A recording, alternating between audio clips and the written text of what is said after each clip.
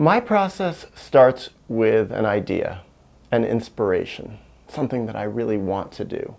And usually I mull on it for a while, I dwell on it for a while, I think about it for a while, I decide how I want to try to manifest it, what's the best way for me to manifest it, if I actually have the ability to do it. And then usually what I do is I jump in and I just create it, kind of like I'm doing right now. And by the way, the jumping in process is full of terror. I have anxiety, have fears, am I ready to do it? I can actually find myself getting superstitious sometimes, doing things that are a bit repetitive in preparation, doing routines. I also like to be alone. I like to just be with myself, not be too distracted, not think about very many other things at all. I don't like to do any work. I don't like to do too much reading. I don't really want to read too much of the news about all the horrible things going on the planet. Instead, I want to go in and I want to focus on the inside. So often my mornings when I'm preparing to do a creative project like today is to be meditative. Sometimes I think a lot about the project that I'm going to do, like this project, and sometimes I don't think about it much at all. So in this situation, actually, I decided more to just wing it and just to see what comes out. Because sometimes I find that if I have a little bit of faith in my inner self, faith that I actually know what I'm talking about, and in this case, who knows better than me about my creative process? Well, if I can just be centered enough that when the camera's on or when I start writing, if I'm writing an essay or a longer piece, that it's just going to come out. It's going to come out naturally, and that I just have to be centered. That's my main goal. So then what I do is I do whatever routine to get myself prepared, get in the situation. So like right now, I have a shirt that I wear regularly when I make videos. I used to have a different shirt and it was just very comfortable for me. Unfortunately, I lost that shirt when I was traveling in India. I have no idea where it is or where it went. I hope it found a new home and someone who loves it is wearing it, because I wore it in a lot of videos. It was the only collared shirt that I had that would nicely hold my microphone. So someone gave me a new one now, so I'm wearing this one and trying it out. But even that, it's like, ooh, I like my routine to be pretty strict, so then I can just focus on the inside. If my external routine is pretty structured and pretty consistent, then I don't have to give it much thought. And I don't really want to have to think about much of anything except for the creative process of what I'm going to say or what I'm going to write. So then what I do is I sit down, I take a deep breath, and I start. So in this case, I press start on the camera and watch the little red light flash, and I start talking. And then usually what I do is I screw up, or I stutter, or I say the wrong thing, and I press stop, and then I go, Daniel, okay, now that was your trial run. Now be more centered. Start again, try again. Be more inside of yourself. And also, I take my glasses off, because I find when I take my glasses off, I'm very nearsighted. I can't really focus on anything. Yes, I can look at the camera, but I don't really focus that well. That's why I sometimes squint and stuff like that. But what I can do with my glasses off, because I can't really see very well or focus much on the outside, I end up focusing more on the inside. I'm not giving my eyes too much power. More of my power now is coming from my spirit within me and my mind. So then I start, usually for a second time. Sometimes I start a third time or a fourth time or a fifth time. I have a bunch of drafts usually that I do on a project. And then eventually I can feel that I'm in a flow. Like right now, I'm in a flow. And I just let it flow, and I talk, or I write, or whatever it is that I'm doing. And I just go and go and go and go. And try to keep my focus and try to keep my mind focused on what is the task at hand, what is the project that I'm doing. Now, that project being a flowchart of my emotional process. So then what I do is I say whatever it is that I have to say, whatever it is that I want, all the nuances, all the different layers, all the different points that I want to make, and I finish. Or at least I finish a draft. And then in the case of a video, I press stop, or in the case of writing, I end it and I say, yes, I did it. And often that's how I end. You don't see that because that's after I press stop. Yeah, I did it. Woo! It feels great because I feel like I've overcome a lot of my fears. And where do these fears come from? For me, These fears come from a couple of different places, at least that I can think of. One place that they come from is the little place of being a child where I really didn't have a voice of truth, a voice of full honesty, authenticity. I wasn't allowed to really speak out. In my family, it was dangerous, especially if I was speaking about my fears or any sort of criticism of my parents in any way. Not allowed. Anything that I felt that was against them, like if I was angry at things they'd done that hurt me or anything like that, I wasn't allowed to speak about it. So as a child, a lot of my mental energy went into censoring myself, censoring what came out of my mouth, putting everything through a sort of filter. And what that ended up doing to me was it stumbled me. I'd literally stumble over my words, or I would just sort of go into a more false self kind of place where I was very inauthentic, the goal being to try to look as authentic as possible, but really I wasn't very authentic because I wasn't allowed to be. So the idea of me doing public speaking, especially about things that were really important to me, things that meant a lot to me, things that especially meant a lot to me emotionally, that was impossible. So now, all these years later, I still have some left over from that. Yes, I've done a lot of healing, I've done a lot of growing, I've worked out a lot of my traumas. I've become a lot more independent. My voice has returned, but some little part of those ancient fears, oh my God, you're not allowed to tell the truth, you can't be real, you can't, especially critique the family system, things like that, critique authority figures, it lives within me. And by the way, it wasn't just my parents, because the outside world did the same thing. Especially a big part of my life was school. And school, I discovered, was a place where I also couldn't be authentic. My job was to answer teachers' questions properly at the right time, give correct answers, the answers that they had taught me were correct, and being really creative, being really spontaneous, being really independent, being really free, especially being really outspoken, was not okay. That made my life hell. I was going to say it would have made my life hell, but actually I did try. Often I tried to be real and be myself. I had this deep urge to just be me. And I got shot down. I got humiliated. There was a lot of humiliation that I experienced in school. The result of that being my natural, spontaneous, organic me, the truth of me, my voice, my intelligence, my freedom, my spirit, all that got very shut down, and everything had to be put through a lens of what was acceptable.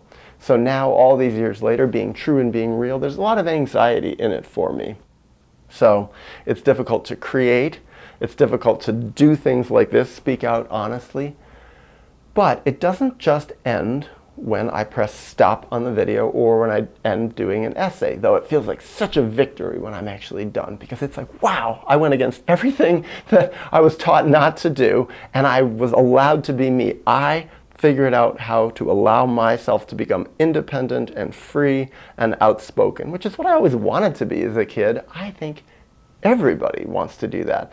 But for me, I feel like sometimes when I'm able to do these creative projects, encapsulate them in a 10-minute video or a 5-minute video or a 15-minute video or a 2,000-word essay or whatever it is, I feel like, yes, it's a victory. It's a victory against all the people who weren't letting me be me.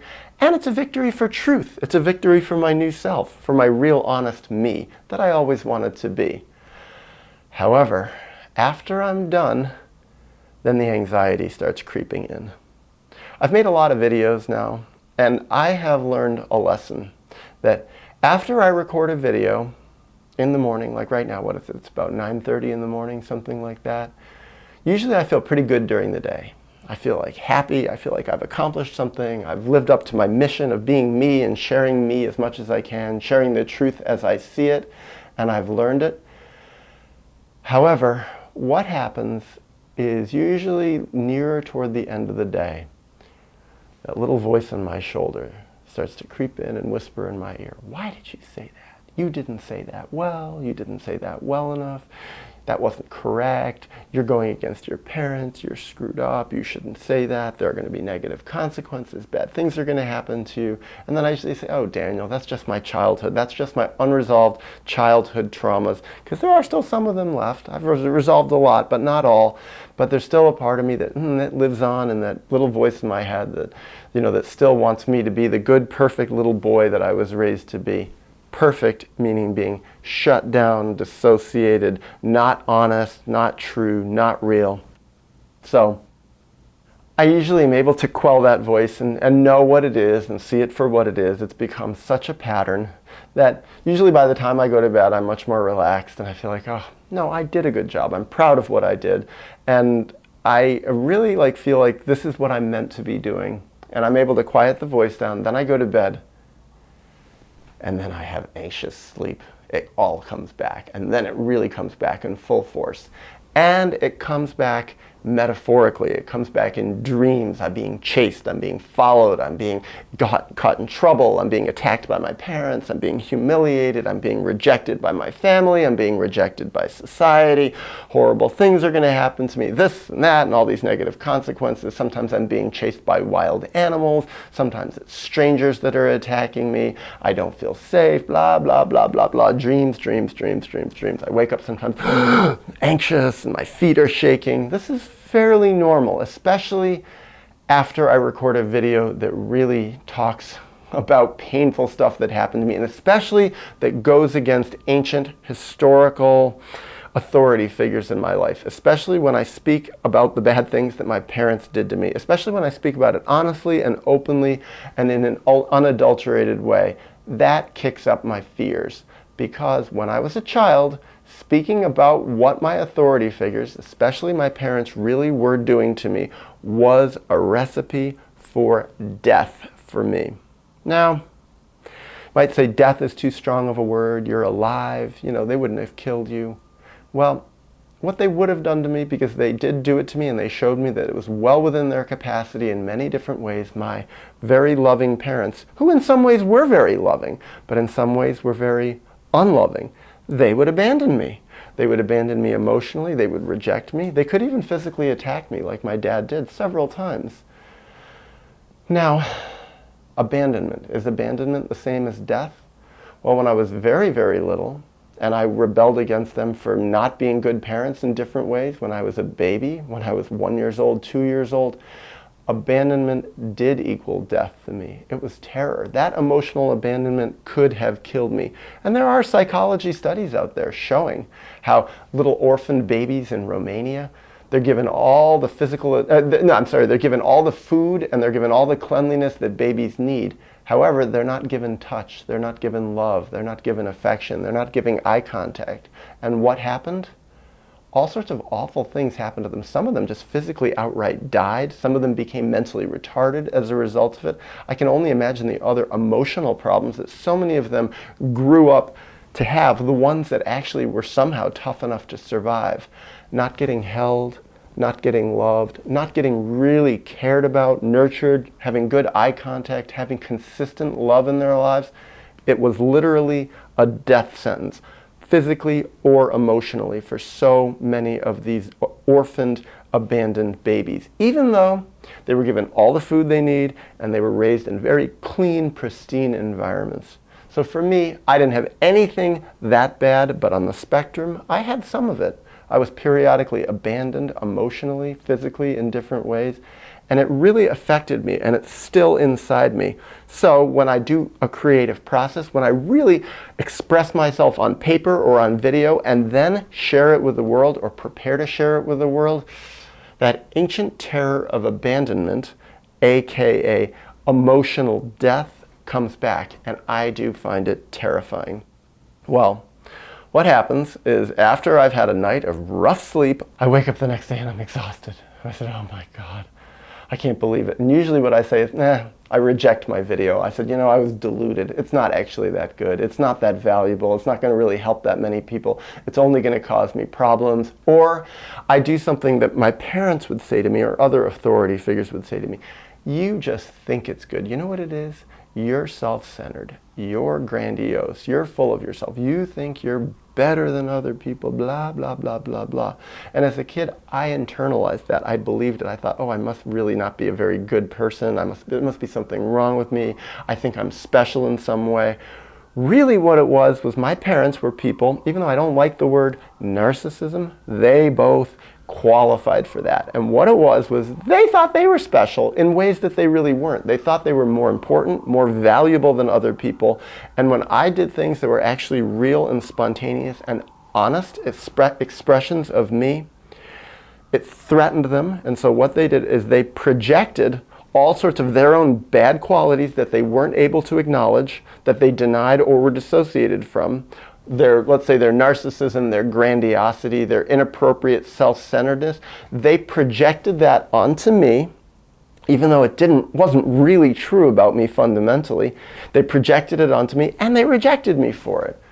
So I still live with some of those old voices in my head, all those voices in my head. Where did they come from? They came from my actual historical experience, except it comes out now in metaphorical ways. 40 years later, creating a video talking about this. It's almost assured that I'm going to later in my process go through and go, this video is crap, it's not that good. So then often what I do is I just won't look at it for 2 weeks, 3 weeks, a month. I rarely put up videos immediately after I've done them. Why?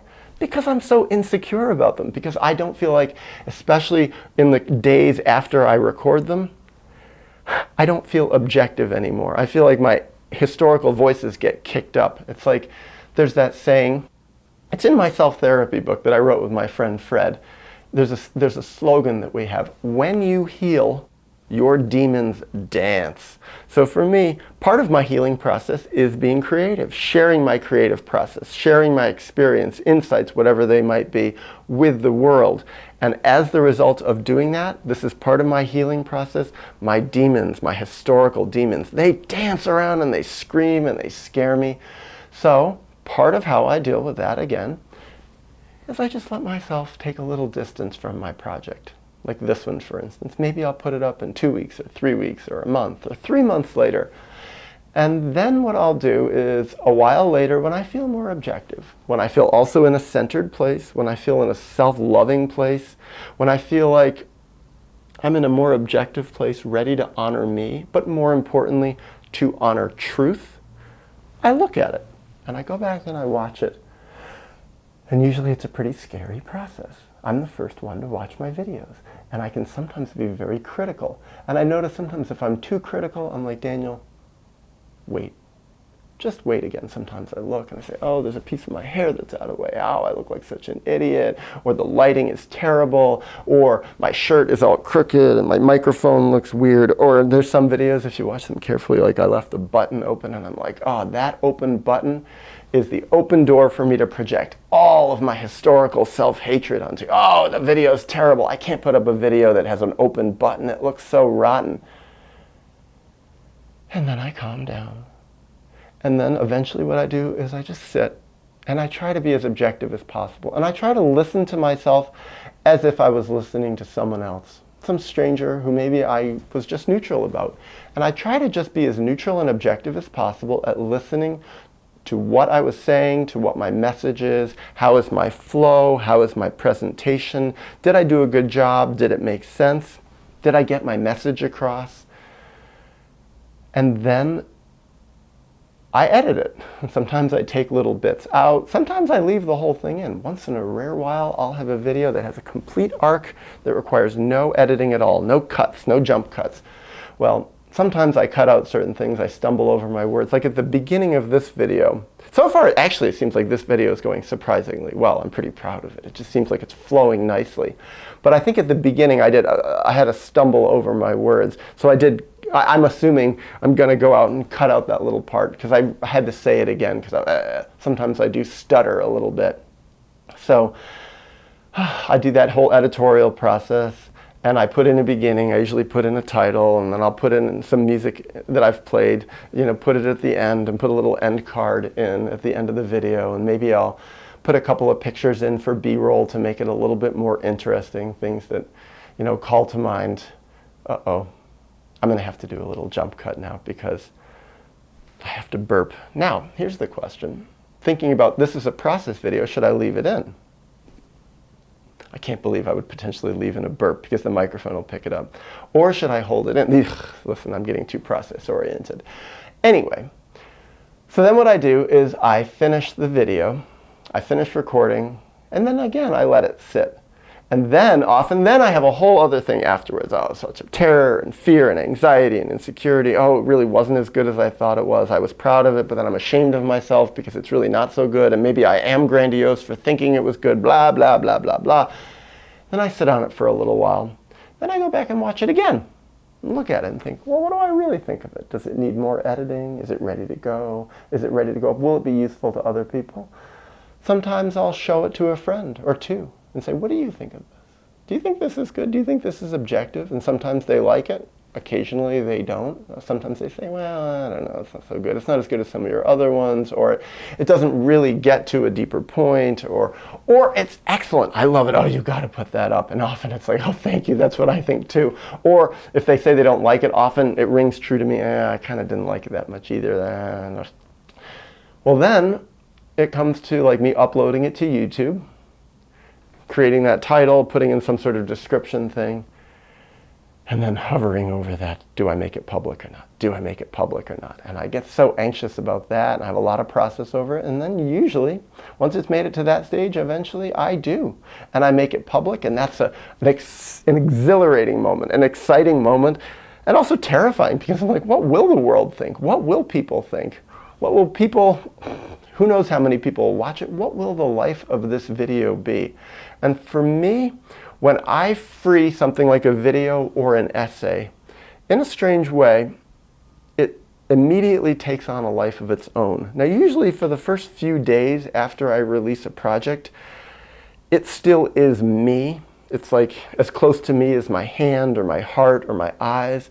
It's like an extension of me, and I can take any criticisms very, very personally, especially when people are rude. Sometimes even if criticisms are very good and fair and objective, well, you know, I don't agree with what you said there. Sometimes I can get really upset. I can become like that little child being criticized again. And I can be kind of irrational about it sometimes. I've noticed that about myself. I'm like, oh, and I can sometimes want to argue with people, and I'm like, restrain myself. Please don't. Hold it back, just wait. Or sometimes what I do is I don't even look at the comments for a week or two just because it's too emotional for me. Of course, it makes me feel great when people like it. I'm like, yes, that's what I wanted. I wanted to reach people. I wanted to be useful. I wanted to maybe inspire some other people in some way. But I'm vulnerable. So it's better for me to just take a step back, not be too involved, and let this video live on its own. Let it have its own life. And then sometimes, I come back and reply a little bit more. When I feel less vulnerable, when I feel more objective, I can sometimes watch it again, but often I don't watch it again.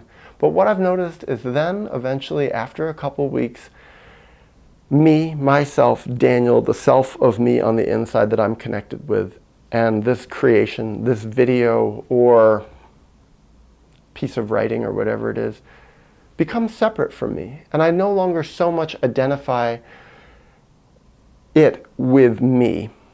And I feel like, well, it's more of like an historical part of my life, an historical relic of me, a part of old me that I'm now distanced from. And then I feel that's the end of my cycle, where it has a life of its own, it lives or it dies on its own, and I go on.